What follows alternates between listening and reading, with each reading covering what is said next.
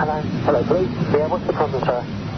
We just drove down our farm track. Yeah. Go and feed our pheasants. We come across a Range Rover with 3 people in it. Yeah. It appears that they're dead. I don't know what's happening. Blood in the motor all over them.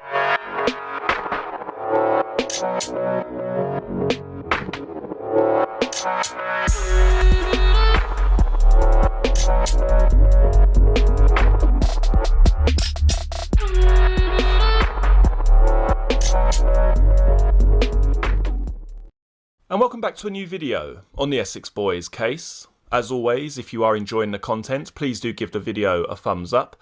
And if you're interested in the Essex Boys case, or simply true crime in general, don't forget to hit the subscribe button below. Now, before I start this video, it's important for me to mention that the author does not seek to discredit any previous accounts or versions of events leading up to the gruesome murders. He merely offers an interesting alternative scenario to be considered.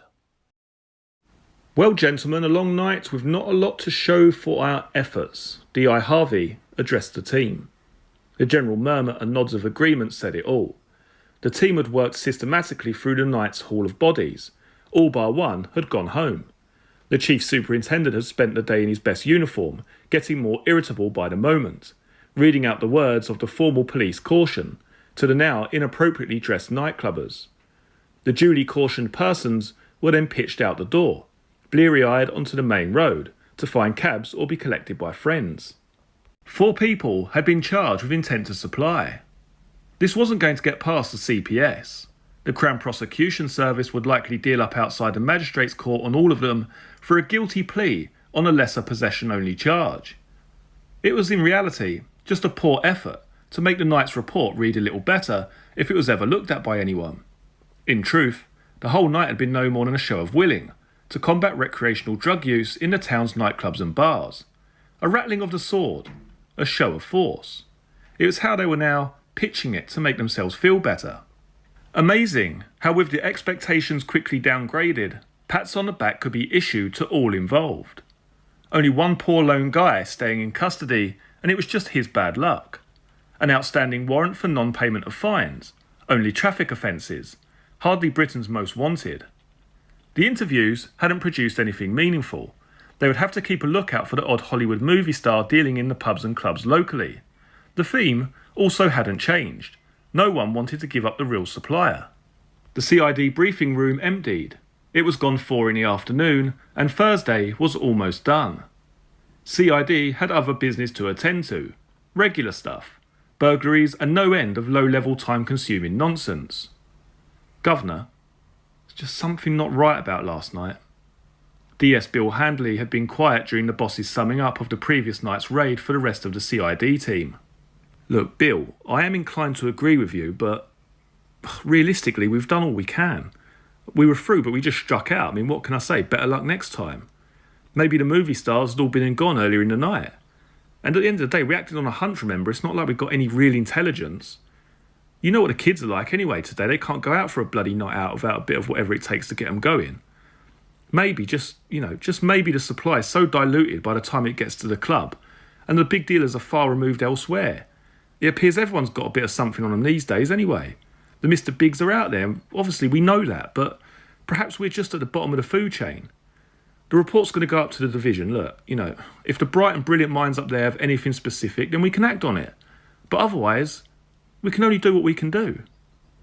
Okay, Gov, but I know when I'm expected at a door. And I can tell you that last night we were expected there, and it was no surprise for the management when we walked through the front door. I've done a few obbos over the last few years when I was part of the Ilford team. And whenever some little slag's got a few quid, Hollywood was one of the first places they would go to party. Give it large, champagne it up with the ladies and all that old bollocks. Well, the VIP last night, it was a fucking graveyard. I already checked with serious crime this morning.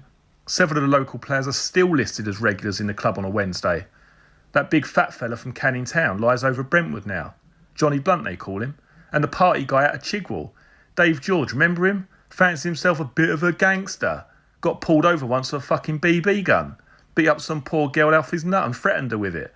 Told her it was the real thing, remember? Bill laughed as he thought about the event and went on to describe it for D.I. Harvey. Yeah, she called us absolutely terrified, and it was only a bloody toy. Look, anyway, what I'm saying is they're all regulars in the place. Not one of them or their known associates were in the club. Either we got unlucky, they got lucky, or we have a rat in the ship. Well, it's a possibility. The trouble is, Bill, that with a big job like last night, we have to call in all the available manpower. The whole station knows the shout is on somewhere. It's a popular local club and people talk to neighbours, loose lips and ships. Some silly sod may well have let it slip. Once the word's out, then there's not much we can do. But I take your point. I would have actually expected a bit more from the night than what we actually got. Christmas came and went in Romford. It was business as usual for the bars and nightclubs of Essex and East London. People were partying hard and having fun. The drugs were widely accepted as part and parcel of a night out. The pub and club doors were secure, with not much aggro going down. Certainly not any to bring anywhere in particular to the attention of the police. For Tony Tucker, business was good. He had carved out his piece of turf and was thinking about expanding and moving himself up the food chain a notch or two. Recreational drugs heading for the UK consumers came from varied sources. Bolivia was the main grower of cocaine, yet Colombia controlled the global distribution. Cannabis came from all over the world, grown in Holland, Morocco, and a dozen or more other countries. Ecstasy, a manufactured product, was produced in laboratories in several European countries. Importation into the United Kingdom was where the big money lay, and opportunity was soon to present itself. It wasn't rocket science, and Tony needed to expand his horizons. The appetite for the products was growing. Supply and demand. It was just a business. A way to get the nice things in life. The things that other people had. The things Tony and his pals wanted for themselves. Fast cars, and even faster women. Tony had the hired muscle, and the venues he looked after were the ideal marketplace to achieve top dollar for the product. He now needed to start looking across the English Channel. The importation job made silly money for its participants. If that could be added to the high return from his network of dealers in the clubs he controlled, then Tony would make a fortune, if he could just stay one step ahead of the old Bill. And Tony had some help in that department too. He really should develop that and look after it properly, even if he hated the little wretches he had to play up to. It was all laid out in front of him. All he had to do was pick it up and run with it. Tucker had some good leverage on a number of people, so he would soon start to demand more from them. They would be his bitches, but for now, he would be nice. The spring approached, the ideas he had were good, but it just wasn't happening fast enough. Tony and his mates were spending it as fast as they were making it. The cars, watches, the women, the lifestyle, all good, all expensive. Just not enough coming in. Time to take it all up another level. Some other firms would have to make way. Time to get even nasty and take more control of the food chain. Tucker desperately needed to find a mechanism to get the gear from Europe home and a way to get into the foreign suppliers.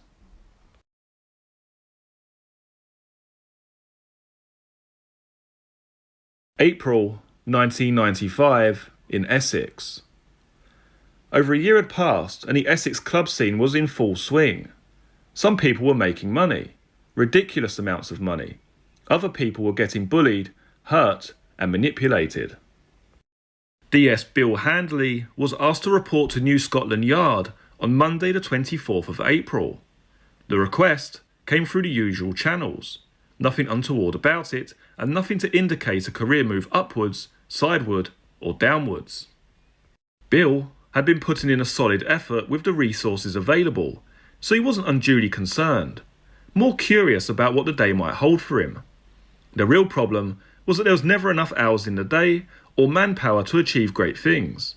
Crime overall was up year on year, as was the population. The statisticians would harp on about gains in one area and keep quiet about slippage elsewhere. Crime evolved and morphed to grow along with everything else in the world. Highwaymen no longer loitered about in the forest lanes looking to hold up a coach on horseback.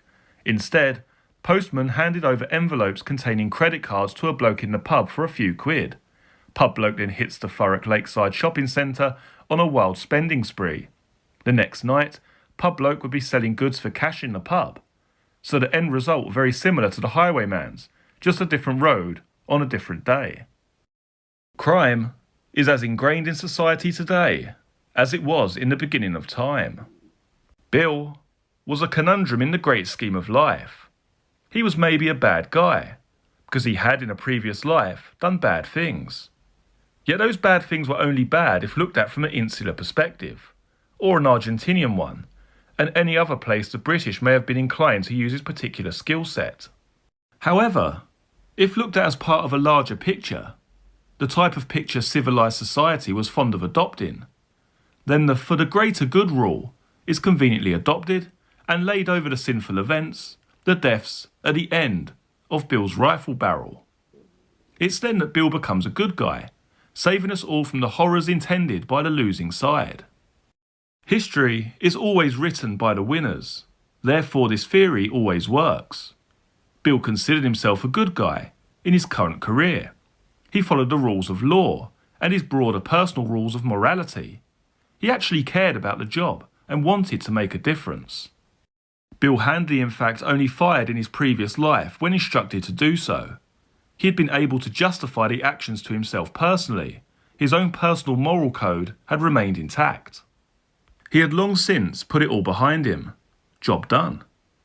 The primary reason for leaving the Special Air Service had been the loss of colleagues in the field, and a general frustration at the things he had seen go unpunished. Bill had operated in various theatres of war, and the politics of it all had sickened him.